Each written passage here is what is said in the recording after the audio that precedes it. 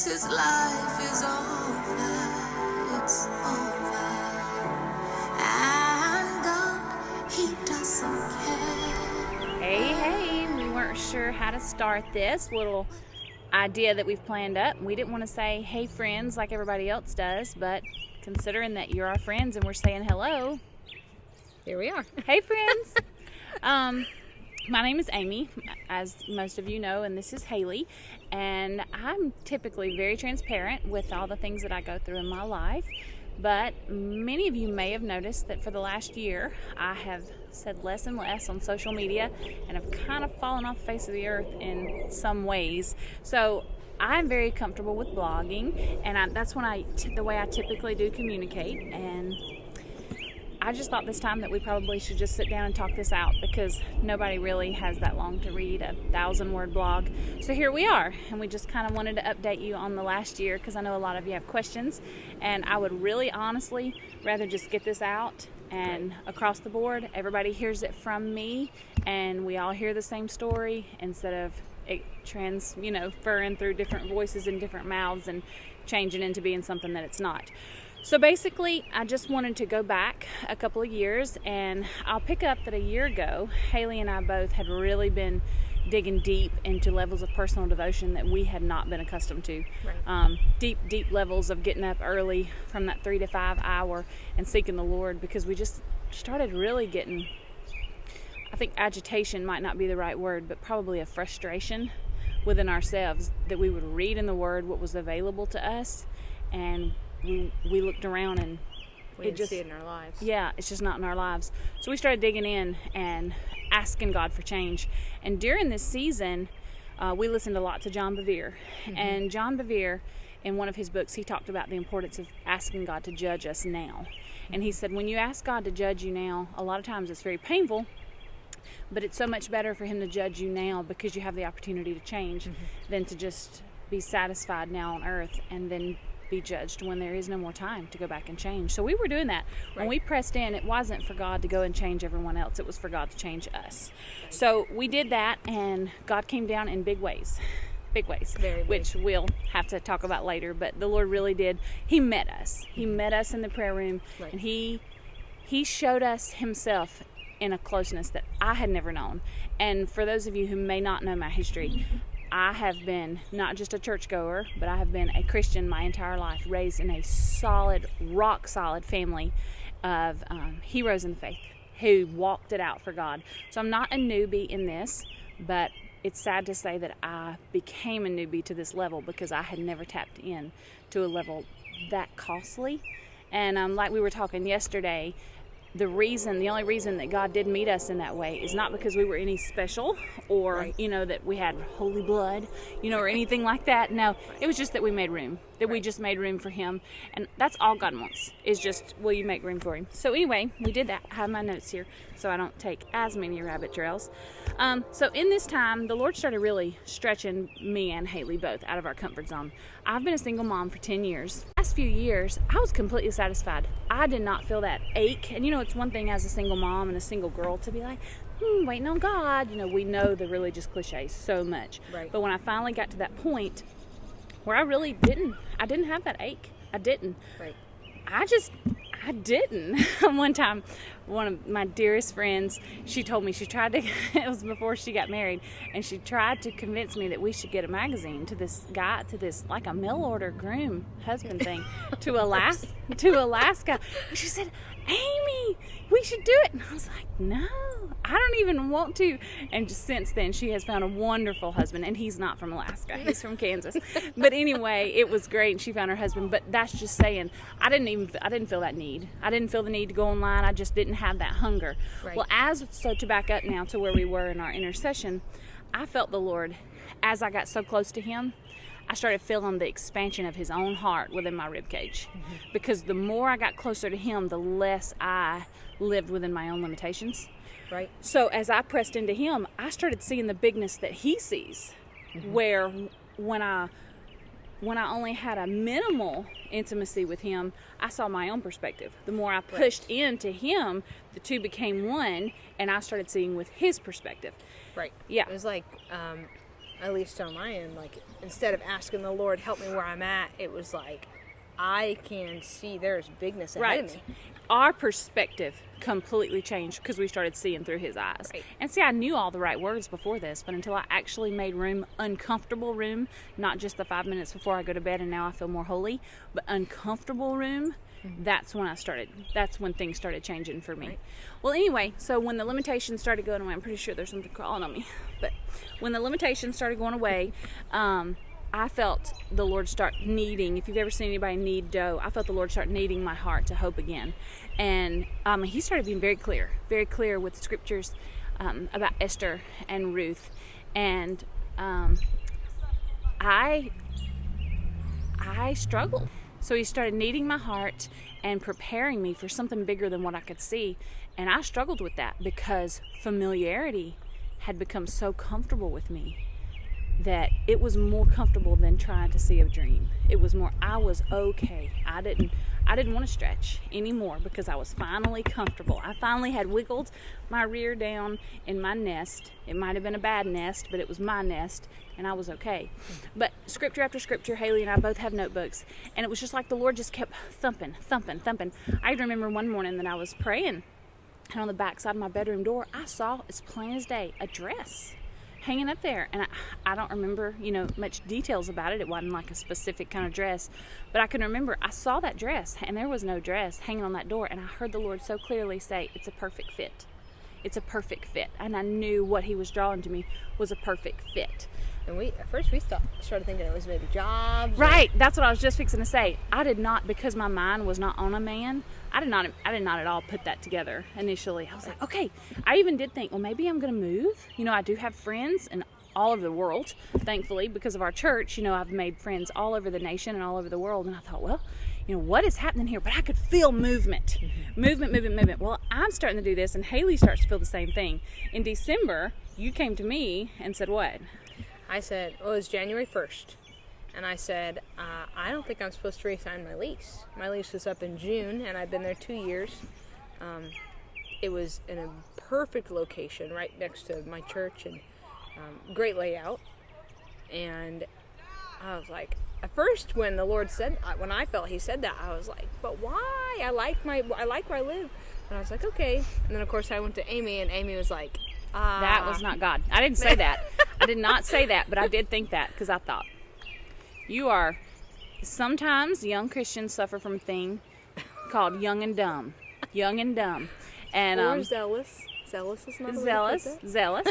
We need a little bit of younger Christians' zeal, but they need a little bit of but we also need older Christians' wisdom. Yeah. So we need that mixture. But I knew better than to say that was not God. I didn't ever tell you that. Nope. But I said, I think you need to pray a little more about this, because you are in a really good position right now. And she said, no, I know that I've heard from God. And I said, okay, well, if you have, the doors are going to open. Right. And she started packing. She started getting boxes right then and started packing. And I was just like, okay. And she started feeling a strong pull that she was going to change careers. And Haley's got a degree in child development. Yes. Even when I was at work, like, the Lord would begin to bring up old children's worship things in me. Mm-hmm. Like he's stoking. Yep. But there again, all of that was a symptom of us pushing into the heart of God. Right. Because as we pushed into his heart, it's like all the gifts and callings that had been on us since as child started coming back up again. Right. And I actually began to pray that the Lord would, because I had heard someone talk about childhood, how things come on you as children. And I began to ask him for those things that he had put in me to be reawakened, to resurface it. Yeah. They're callings. They're gifts and they're callings.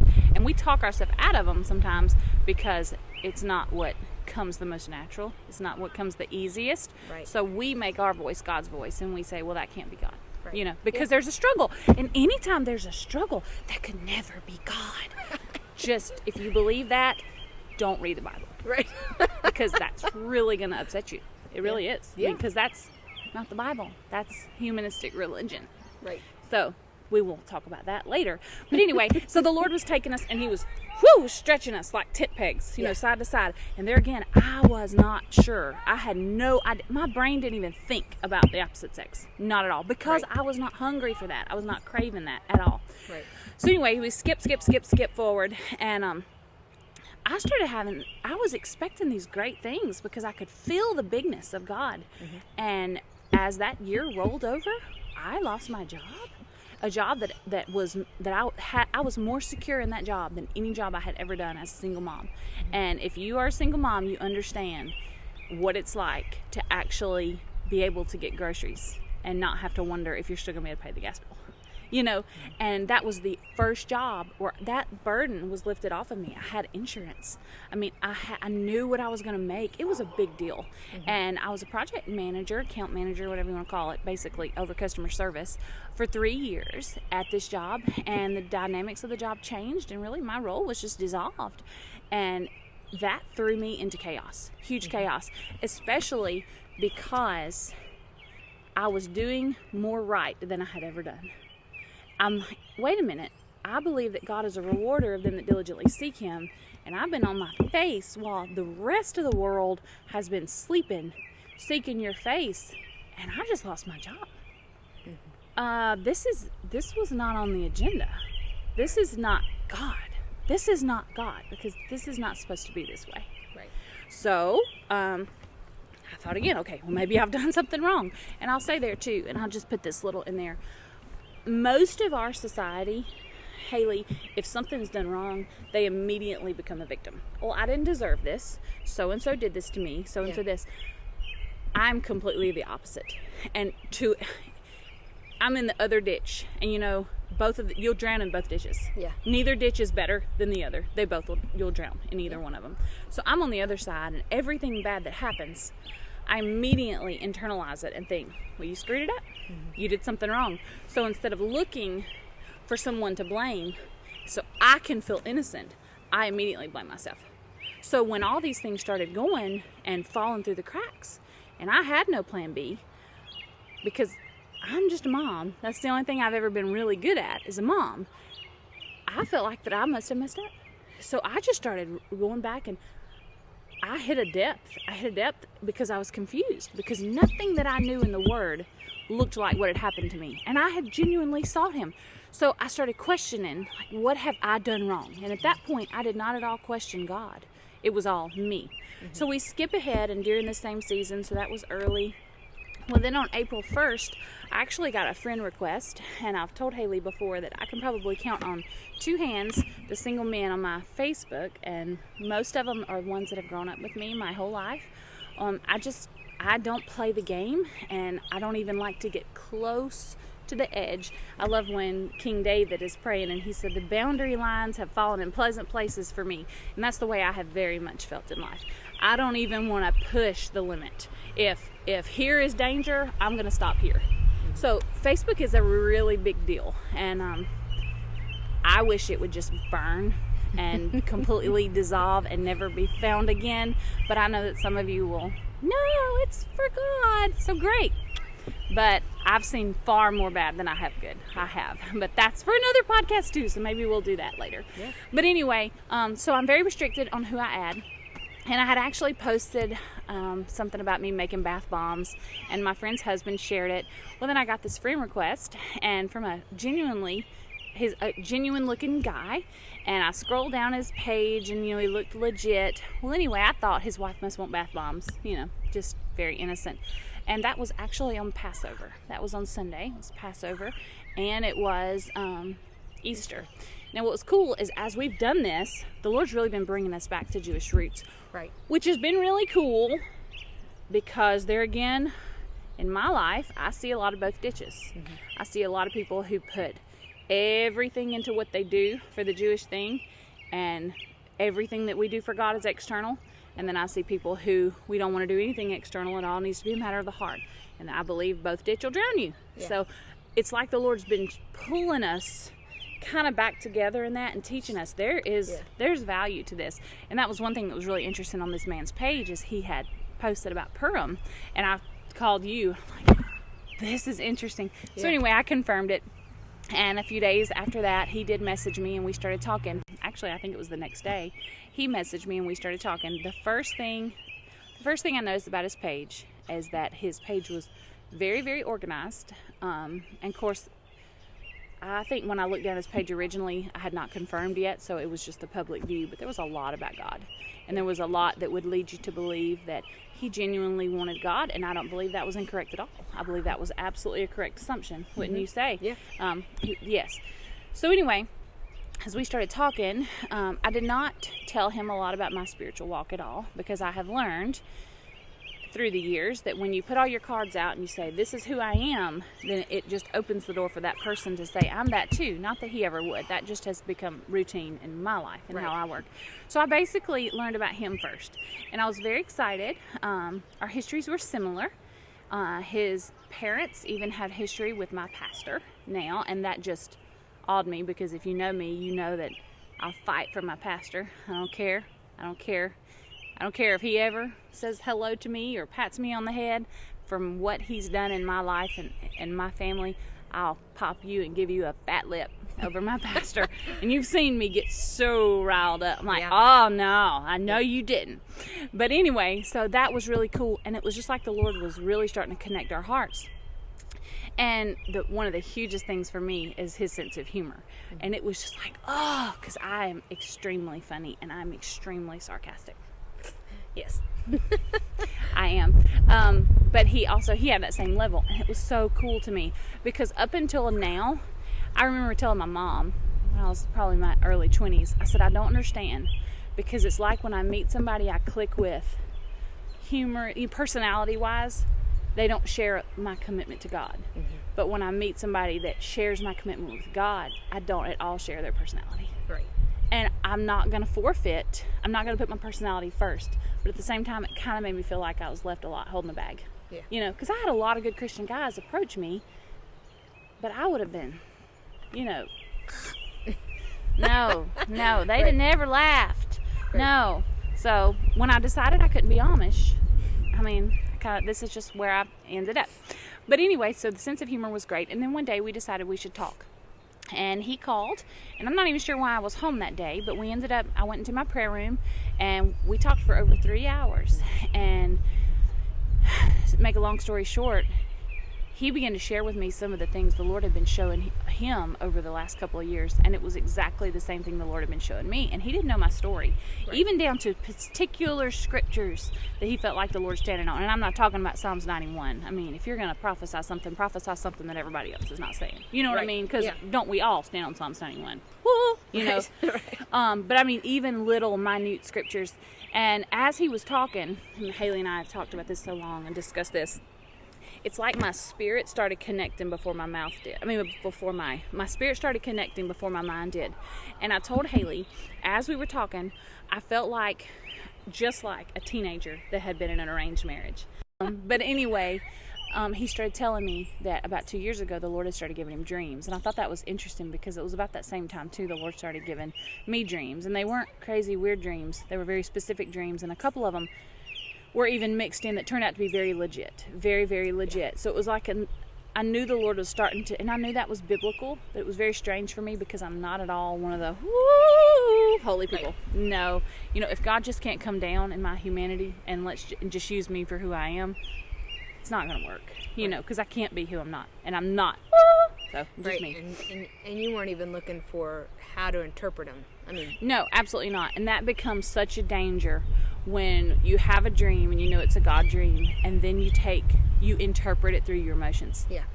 That can absolutely turn poisonous. And when I tell you that, I have seen it wreck lives. Yes. I've seen it wreck lives. So you need to be very careful, because if God gives you the dream, trust the Holy Spirit to interpret it. Right. And sometimes that might be through other people. Mm-hmm. Do not interpret it through your emotions, because every time you're going to twist it to fit what you feel, and then you've taken the power out of God's hands. Yep. But anyway, so when he said that he had started having these dreams, that I was like, because I had started too. And then he told me, he said, I don't know why. And come to find out, I had cleaned out a bedroom and made it a prayer room, not because I'm more holy than anyone else, but just because I wanted a place set aside for God. Mm-hmm. Just set aside. Well, he told me that he didn't know this, and he told me that he even had started doing that in his closet, that he'd been going in there and praying in his closet. So it was very interesting. It was like our journeys were absolutely parallel, 160 miles apart, because he lives north of Columbia. And it was very interesting. And then he told me, I'm not sure why I'm supposed to tell you this. And he said, you might think I'm crazy, because he doesn't know at this point really who I am. And he said, you might think I'm crazy, but this morning when I was praying, I felt like I needed to tell you about a dream I had. And I said, okay. And he began to detail a dream. And the hair on the back of my neck went and saluted, because it was a dream almost exactly like a dream that God had given me. And he's telling me all these things. It wasn't related to your life. It was like a big picture. It was almost like a God decision being made over the religious system. I mean, it was very much out of my sphere. But there again, like I said, when we made room for God, we begin seeing through his eyes. And what's so funny is when you're praying and all you can think about is you and all the prayers that you need, that is a dead ringer that you're praying through your own stuff and not through the Spirit of God. Because the Spirit of God will have you invest in other things and in what he cares about, and then you'll be healed as a symptom of going after him. Yeah. You know what I mean? So anyway, it was very big. That was the dead ringer for me. And as I mentioned before, I think I already talked about that I felt like God had set this up. And it was a level of fear for me, because I thought I finally, Yes, I thought I finally got to this point of being so confident and okay. And then it was all of a sudden like God changed the game plan up. And that made me really nervous. Well, anyway, and then for the highlight, I'll stand in front of my window and he tells me that there is a certain name that he has seen through a lot of different ways I won't mention, for the last few years at that point. I'm not sure exactly how many, that he'd been praying over and having his children pray over, and he knew this name was supposed to be the person that he marries. And it was my name. And it was my first name, and it was my middle name. And my middle name is not usual. It's different, and it's spelled differently. And the name that he saw was my name, and it was spelled like my name. And that's what he'd been praying for. And he said at this time, and I believe him, that he did not know that was my name. And my heart, because there again, I felt like God set me up. Yeah. Like I couldn't have made this happen. So anyway, we skip forward. We meet a few days after that. We met at Cracker Barrel. I was a nervous wreck. I had time hop just rolled across a few days ago of a selfie I took in the bathroom, and I looked like, it was funny. But that was very, very nervous for me. But he came in with his Bible. We sat down and we talked, and the more we talked, the more ironic this all became, because things were crazy. And I think he felt like, or he actually told me at the same time, we felt exactly the same way. We felt like we were put together by God. Even our last marriages were on the same date. And even before I found out Trevor was a boy, I thought he was a girl, and I prayed over him, and I felt a specific name. And that name ends up being the name of his youngest daughter. It was like, because I could feel like God was saying, pray over this child. And that's just one of very many. Even after we met, I told my brother, Jeremy, about this. And he told me then, he said, is this guy 5'9"? And Jeremy knows me very well. He knows I'm not at all gullible. He's even told me before he could have me married off if I wasn't as mean as I am. But actually, no, he said, I could already have you married off if you were a little bit nicer, because he knows I've just not been interested. I've just not been interested in guys. So when I feel that open up, like a possibility, I'm just, because I just haven't wanted it. Right. So when I told Jeremy, he was shocked. He's like, you don't do this. I said, I know. And then he said, is he 5'9"? And I said, no. And he said, well, how tall is he? I said, why would you ask that? He said, how tall is he? And I said, well, he's 6'6". And Jeremy said, Amy, he said, a few weeks ago, you and the boys were up front worshiping. And he said, it was like I just had a clip in my head. And he said, I saw a man walk up behind you, and he had on jeans and like a plaid looking shirt, and he said, I saw him extend his arms around you and Trevor and Samuel as if he were protecting you. And he said, I saw him stand at least a foot taller than you. He said he towered over you.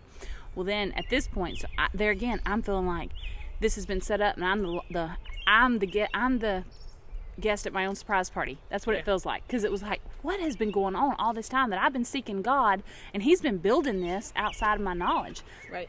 Well, then I sent Jeremy a picture, because he asked me, do you have a picture? And I said, yeah. And I sent it, and he's like, Amy, that's the guy. And it was like the whole way through this process, I'm feeling the natural emotions to be afraid and to be nervous, but it's like breadcrumbs of this is right, this is right, this is right. Haley walked with me through the entire step. Now, we'll stop and back up. Through that, you'll have to say it kind of quick, but so we've already told them that you wanted a career change, and so you started putting in applications for different places. Right. So,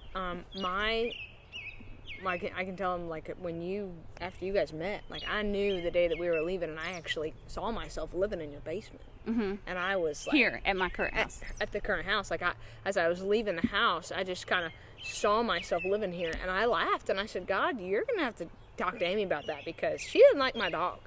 And so I didn't. I said nothing about it, and about 2 or 3 weeks later, she came to me and was like, and I'm still packing. I have no idea where I'm going. You know, the Lord would tell me in prayer, like, when you leave, and I'm like, where am I going? So anyway, I had known that I needed to put in applications, you know, starting from about Columbia on. And so I put in probably 5 or 6 applications between Columbia and Hannibal. And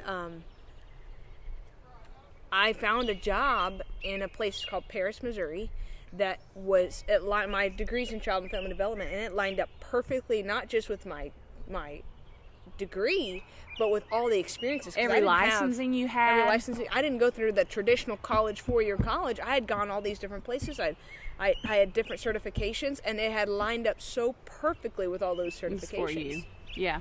So, and I put in an application there, and it was very rare that I would even get that, because they said, you know, people are not going to respond to you because you're from out of town. So the chances were very low. And you actually had a lot of calls for other jobs. Yep. And we were basically at a place where we knew our paths were parting. You know, we were, okay, we've done this together, but if God calls me here and you there, it's okay. We're going to go and we're going to do. Right. And then all of a sudden, through a lot of details that we'll spare, miraculously, that job just opened up in the last minute. Yes. And it was there. I mean, minutes. Yes. And Haley kind of went into shock. And I kind of went into shock. Because then Haley was like, people are going to think I followed you. Yeah. And that was a legitimate concern. Because, I mean, people have already said, you know, you're too close to her. You know, you got to be on your own. When I came to serve God, like, my family was supportive, but they didn't have anything in common with me anymore. And so you basically stepped in as my spiritual mom to kind of help me and guide me. And spank me spiritually. Kick her tail sometimes. Yeah. And so for the last 3 or 4 years, I had kind of stayed close to learn all that I could about the things of God. So that was a big deal. And I know that we shouldn't be concerned about that, but that was a very legitimate thing. It was a legitimate thing. Because people didn't know the story. It just looked like, oh, so your bestie's moving, and now, oh, how ironic that you're going to go with her. Right. You know, but we just said, it's okay. It doesn't really matter. And a very similar story with her house. I mean, she got the job, and then I got the job before I got the house to where I was moving. It was a miracle. Yeah. I mean, that worked out one day. I called this lady on Facebook Marketplace because she had a camper trailer. We had resorted to that. Yeah. Because I had 2 weeks after I accepted the job. I had 2 weeks to get there, and I had no house. Yeah, no house at all. And it just kind of landed one day. I mean, I called this lady because you were at work, so I was trying to make some phone calls for you. I talked to realtors, and we were starting to kind of panic. But we kept on saying, God will not leave us here. And as my daddy always said, God will never run you out on a limb and saw it off behind you. Right. God opened these doors, and that was a huge consolation to us, is that the Lord opened the doors so we didn't have to depend on man. We didn't have to depend on ourselves to see it through. It was out of all those applications, I did interviews. That was the only door that opened. That was it. That was the only one. So we're like, okay, we trust. Well, then I called this lady about a camper trailer. I'm sorry I would have done that to you, but I would have done that. So, and she said, oh no, the camper trailer's taken, but I have this cute little farmhouse, and the people are just going to leave. They told me yesterday that they were going to be moving out and early. She said, and I haven't posted anywhere. And we're like, what? Well, I called around to some different people that live there, and they said, that is in a perfect area. Let me go check it out. And actually, the man that I was talking to, and if you know him, you know him. If you don't, it's okay. You don't have to, because in no way do I want this to be in any level of disrespect to him, because he's a very good man. Well, anyway, he went and checked it out, and it was just such a godsend, such a godsend, because he was able to mediate, and he called me, and he said, you better get here this weekend and put down a down payment, because that's the perfect place. So the Lord just really opened the doors. Right. So anyway, we skip forward, and as we begin walking forward in this relationship, we both felt, I think for lack of a better word, and I'm not even sure there is a better word, we felt commissioned. Yeah. We felt absolutely commissioned for this. Commissioned was the word. And I mean, we felt very strongly, and every time that we would lock in with God, it was like we knew it. We knew. We could not explain away that God had done this. And we both felt like the Lord had brought us to a place. I mean, I've got the things that he had mentioned. We both knew that the Lord had called us to be the change in our generations. Yes. And in our bloodlines. In our bloodlines. Yeah. And the things that our family had carried, that we were the ones that were going to be. We were called to be the difference makers, the trendsetters. Tide turners. Yeah, to turn the tide. And it wasn't just over our family. We knew that it was over that region. And when I would even drive in, and still to this day, when I'm in that area, I can feel the ground almost like cracking. You know, when ground gets really dry, it just cracks. Almost like it is absorbing and just breathing in and out with a desperation for a move of God. Yeah. Like the ground is saying, I've got to have it. Thirsty. The ground is thirsty for a move of God. And when I would feel that, thank God for the leadership that I've been under that has taught us how to be able to connect to that and how to grab and release that anointing. Yeah. So out of your belly will flow rivers of living water into those parched places. So when I would walk in, literally the anointing would come so strong, and I felt like I was nothing but a tool in God's hands, because I knew that it was not about me. Just like our prayer time, it wasn't about us. It was just because we made room. And when you make room, God comes in, and then you have that grace, that enabling power. But I could feel it, and I could feel it all over that region. And he would even say things to me, and he'd say, this is so much bigger. And he would always be kind. He'd say, now, I'm not saying that it's not about our marriage, but this is so much bigger than just about us. It's even bigger than our children. God has called us to this area, and the vision was great. Well, as we began to unify in the vision, the opposition started coming. And Big time. he started doubting. And you know what? I will say this, that early on, I started doubting too. And I can remember one evening, I can remember I was in my downstairs bedroom, and I was laying on my bed in my guest room, and I felt like there were 50-pound sacks of feed, because I've carried those on my shoulders many a day as a farmer's daughter, and I know how they feel. And I felt like 50-pound sacks of feed were on me, like pushing me down into the bed. And I was on the phone with him, and I was just like, I can't do this. I can't. Like the oppression, the resistance was more than I could take. And I can remember he said, you can kick me, because at this point I'm like just mad and upset. Just leave, just go away. I can't do this. And he said, you can kick me and you can hit me and you can push me away, but I'm still gonna love you. I'm still gonna choose you. I'm still gonna be here. And that meant so much to me, because aside from my dad, I've never known a man that hadn't changed his mind. I've never known that. Well, anyway, so that was great. And then I popped out of that, and then the Lord helped me, and I didn't go back into that again. I mean, I would feel those voices come at me, but I would immediately combat them with the Word of God and recognize that the source was coming against the union that God had called us to be. Because His faith is the thing that turned me the most, because He has the most genuine, innocent, dynamic faith. And I'm telling you, it's like He would do, if he gets on the right thing, in whatever in life, if he sinks his teeth into whatever he believes it's right, nothing in hell will beat him off of it. Yep. And that's a death sentence if you are not, because the same teeth that hold on to truth also hold on to lies. Yes. So when you got that strong jaw, it can either, that holds on to something, it can either save your life or it can kill you. Yeah. Because it's all about what you sink your teeth into. So anyway, that just amazed me about him, and I loved that about him. But anyway, the opposition increased, and it was war. And I come from a spirit-filled home. I know what demonic warfare is. I get it. And I say, I've never in my life felt this kind of opposition. And Right. Haley fought in the trenches with me for this, and I could feel it in the spirit. Well, anyway, things started getting really tense, and it was like frustration started setting in, and he wasn't sure. Some days it was we felt a specific day we were supposed to get married, and that would go back and forth daily.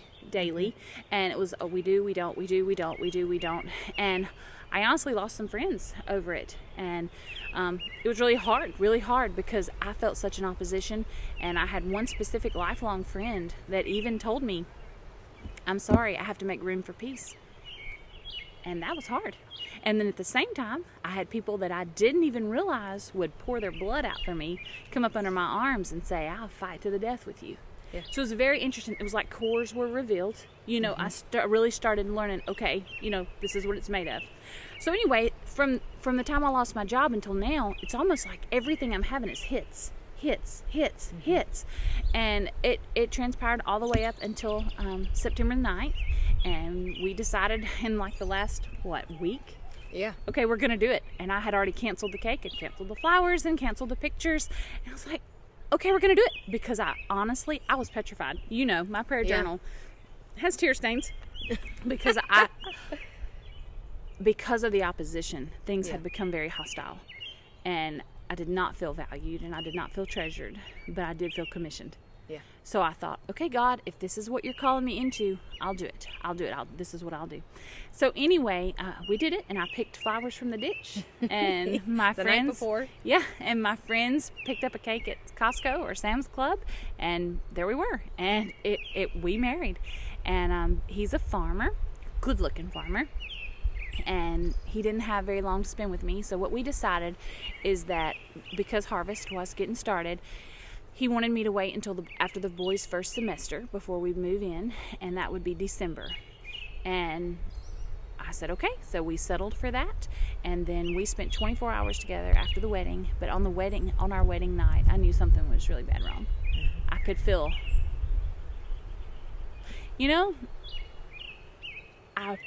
if I had to say, I would have to think I know what it feels like to be Leah, or maybe Hagar. When you know that something's wrong, and you know that you're not really being chosen, even though the words are being said. So that was hard and that was tough, but still I felt commissioned. And I had learned, I thought, I'm going to obey God no matter what, because I feel called into this and he's shown me. Well, anyway, so love is a choice, not a feeling. Love is a choice, and I made the choice to love, and that's still my choice. Still my choice, no matter what. It's my choice. So anyway, he brought me home that next day and dropped me off as planned in Kansas City, and I didn't get to go back for 2 weeks. And when I went back, I got to ride in the combine with him the first time, which I had been super excited about that because I'm just a super simple girl and enjoy that. And then after that weekend, I came home. He called, and I can remember it was an excellent conversation, and we talked about the things of God. It was almost like he would,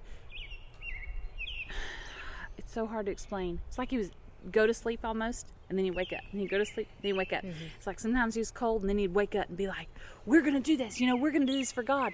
So it started draining, me. But anyway, we had a great conversation about the things of God, and so strongly about what we knew the Lord had called us to do with our children, how to raise our children.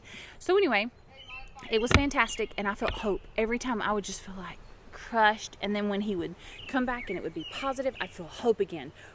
This is going to be good. It's going to turn. So that was the last night that we had a good conversation. That was October 7th. Okay, and I'm sorry, I'm just kind of a date girl. It's not that I memorize it, it just kind of sticks in my head. Well, then the next morning, he actually had a dream that troubled him, and kind of made some ties to his past, and he felt like that God was attaching him back to some older things, and this upset me. And when it did, things blew up. They blew sky high. And that day was the last day that we talked. And suddenly, I didn't hear from him as a newlywed of just about 3 weeks for 2 months. No responses to my text, ringing to my phone calls, no answers, no responses. And then after 2 months, text again, commonly, and I'd say, I still love you, I still choose you. And this time I got a reply, but it was not the reply that I wanted. It was the reply that said, I've made a mistake. I thought you were the one that God sent, but you were not. And come to find out, he had told me this 18 years earlier, his first marriage, his wife shared my name, first and middle, spelled just like me. And he had felt like the Lord was leading him to reconcile to that marriage. She was not at all interested after much pursuit to restore that.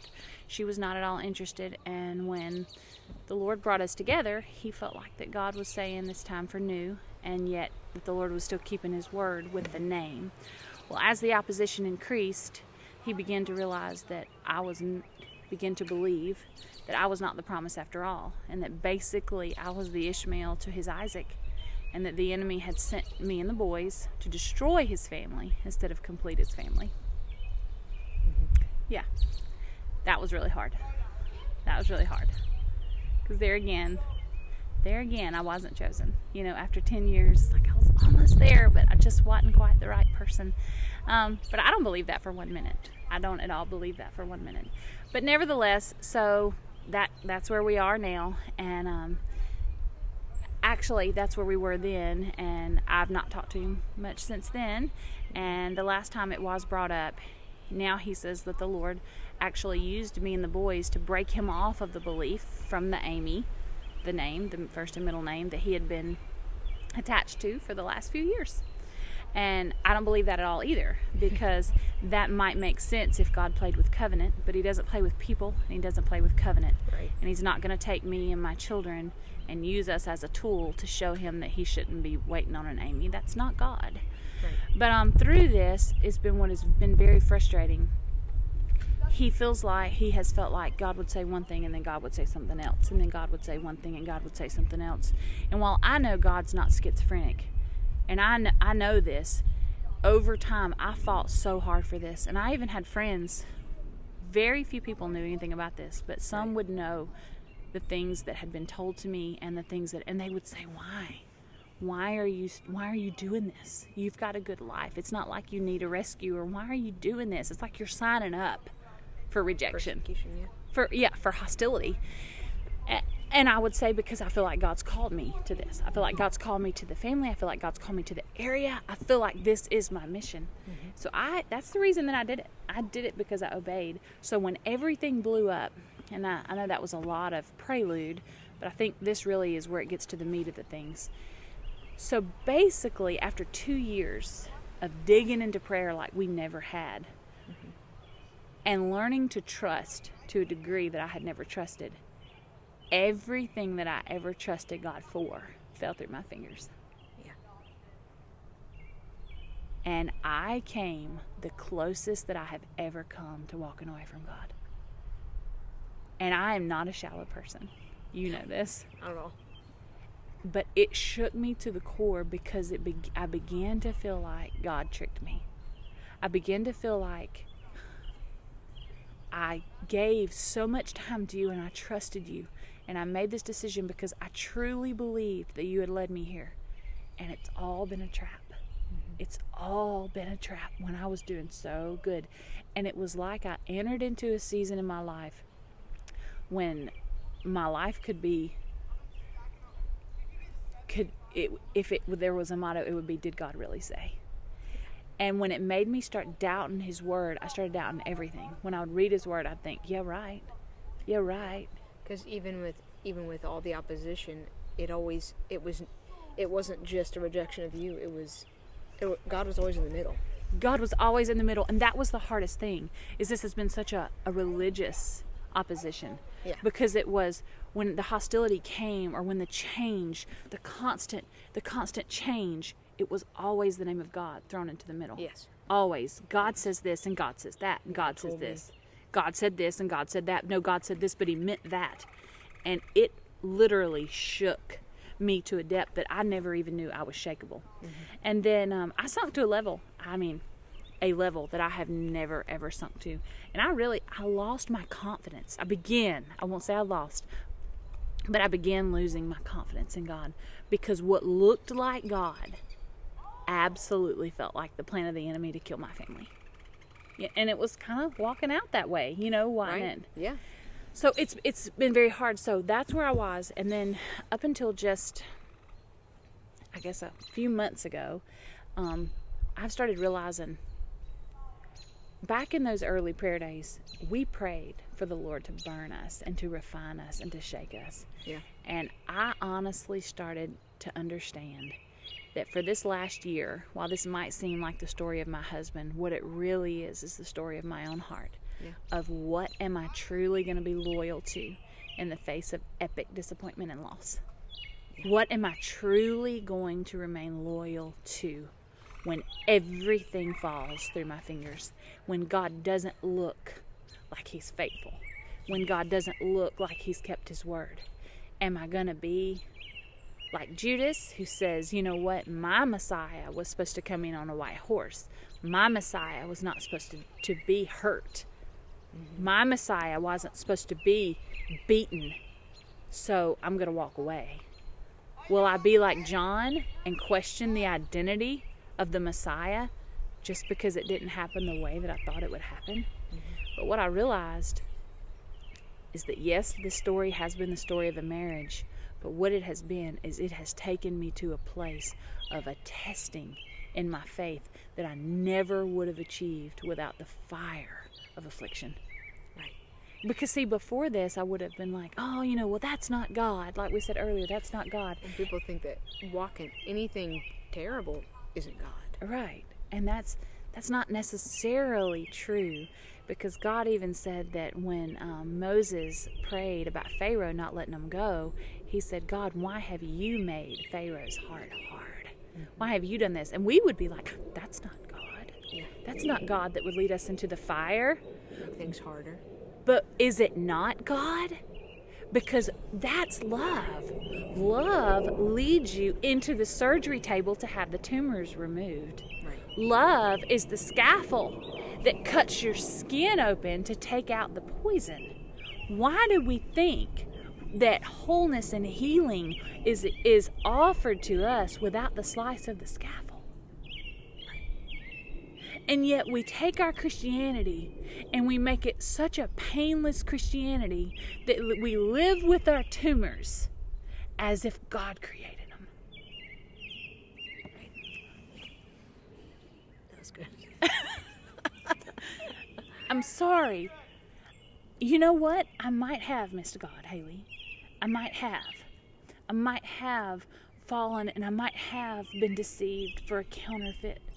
I might have, because I don't consider myself. If Paul told Timothy to watch out for imposters, and for ideas and plans that were counterfeits to the movement of God, I'm certainly not above that. So I may have made a mistake. But whether I did or whether I didn't, either I can let that scaffold cut me and kill me, or I can let it cut me and heal me.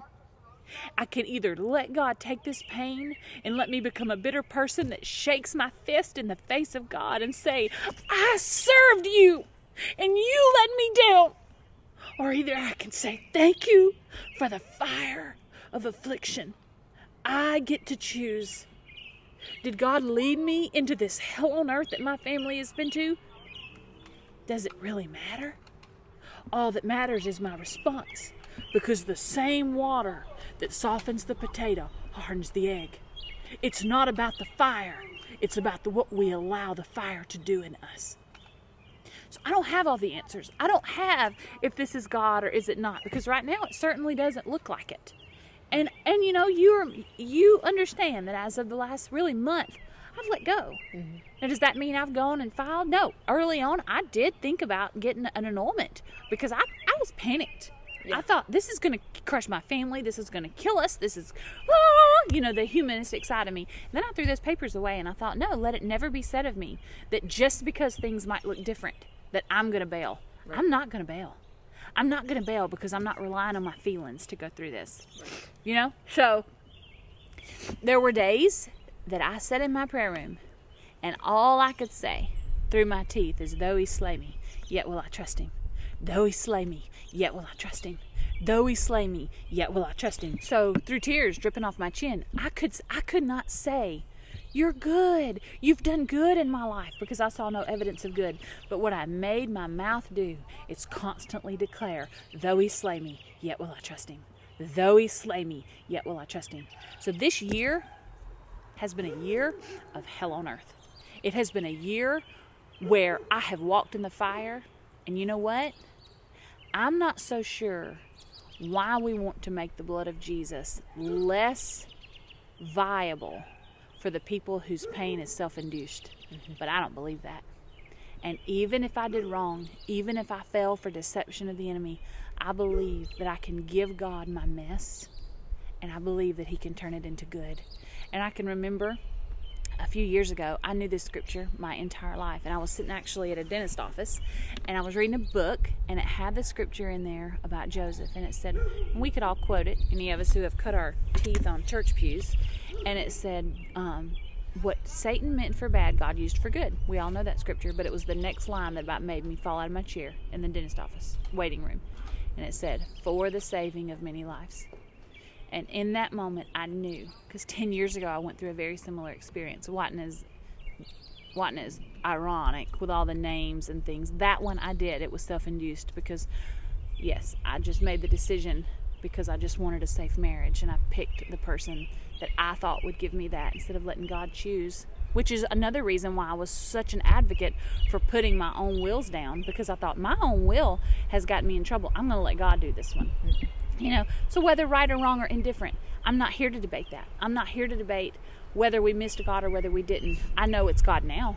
I know that God stands by his covenant. You know, and I've even said this to other people. I've said to say that a marriage shouldn't have happened, so you're going to throw it away, is like getting pregnant out of wedlock and throwing the child away because it shouldn't have happened. It's exactly the same thing. A covenant is a covenant, no matter if it should or shouldn't have. God's mind is always in covenant. But you know what? That's out of my hands. And all I can do now is allow God to take such a mess and such heartbreak and turn it into something for the saving of many lives. And I know that this is, if you have held on through this entire this entire, whatever you call it, clip, it is a long story. But you know what? I'm willing for you to shut your computer and say, what a fool. She should have known better. I'm willing to take that. If you want to walk up to me and tell me that at church, I'm willing to take that. But if me just being open will cause you to get to a point in your life, or to remember if you get to a point in your life when everything that has screamed the faithfulness of God falls through your fingers, if this will remind you to hold on and allow the very flames that the enemy sent to destroy you to lay still in the fire and let the heat refine you, it's worth being made a fool. It's worth being made a fool. So as for me, what Satan meant for bad, God will use for good, for the saving of many lives.